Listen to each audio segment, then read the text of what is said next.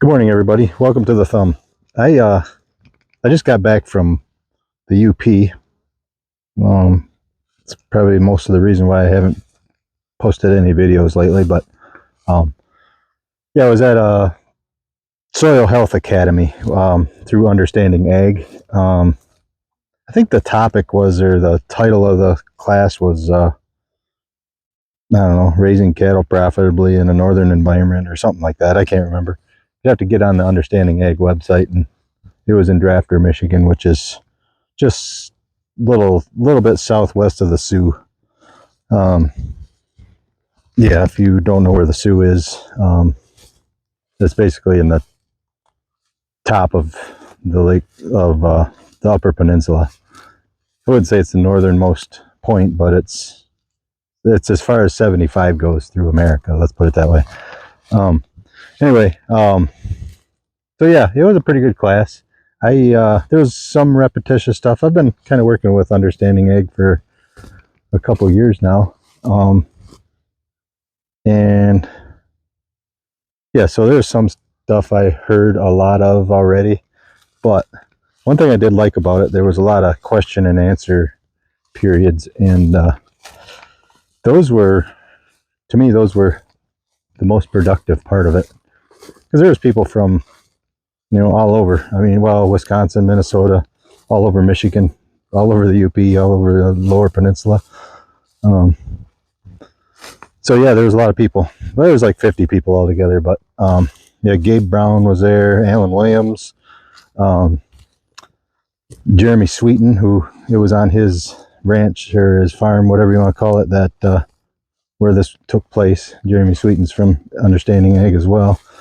But yeah, very, very informative, very good class. Yeah, you should check into it, and if you ever get the chance to go to one of those, if you're into, even if you think you might be into regenerative farming, that's the place to start, I think. A lot of resources to use, a lot of just knowledge to and experience to fall back on. Anyway, yeah, I just wanted to come out and look at my cover crop fields, and this field here was rye, and this foxtail field was oats. Yeah, I actually just before I went up north, I just turned the cattle loose on this whole oat field. I was kind of moving them across slowly, but yeah, I just wanted to make sure they had enough to eat, and doesn't look like they're starving to death. But I wanted to look at this field because the oat field I never planted any cover crops in. In fact, that's going to be planted into rye probably within 2 weeks. But what I have here, this is volunteer rye. Let's see, what else did I plant? Yeah, there's some radishes right there. Buckwheat, oats. Oh, there's a sun hemp. Good one. But yeah, it was dry, so I would say somewhat disappointing. I mean, it's growing, and you get back there into the lower spots where there was some moisture, it's growing a little better. But even if I didn't plant anything, I mean, Mother Nature knows. I mean, she knows what the ground needs more than. I mean, here's some clover that's growing. The latent seed bank is just full of seeds, and Mother Nature waits till conditions are right. Or, I mean, she knows what we need more than anything. Even these mare's tail. I mean, look at that root on there. I mean, that's breaking the ground up. Who knows? If you did a soil or a tissue analysis on that, who knows what that's bringing up out of the ground? And then all of this, it's soaking in carbon from the sun and the photosynthesis, I should say. It's bringing stuff up out of the ground. Like this foxtail. I mean, I don't know what that does for the ground, but apparently the ground needed it. Yeah, the one thing that I've been taking a lot of time trying to clip all this stuff before it goes to seed, and they said, don't bother, there's so much seed in the ground already. you aren't gonna really stop it. You're not gonna slow it down.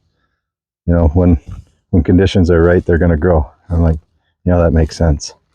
So anyway, but yeah, it's nice to see some of the stuff I planted is coming up. You know, the radishes are doing pretty good. The good part is the radishes grow into, you know, they'll grow into late November if the conditions are right. But yeah, for the most part, I'm satisfied maybe with my cover crops. Yeah, there's some, I don't know, I think that's red clover, but pretty good sized leaves on there, soaking up the sun. Yeah, pretty good cover, I think. You know, maybe not what I really wanted, but it's covering the ground, and that's kind of the main thing. The ground is hard, needs something. Yeah, like I said, this is going to be rye next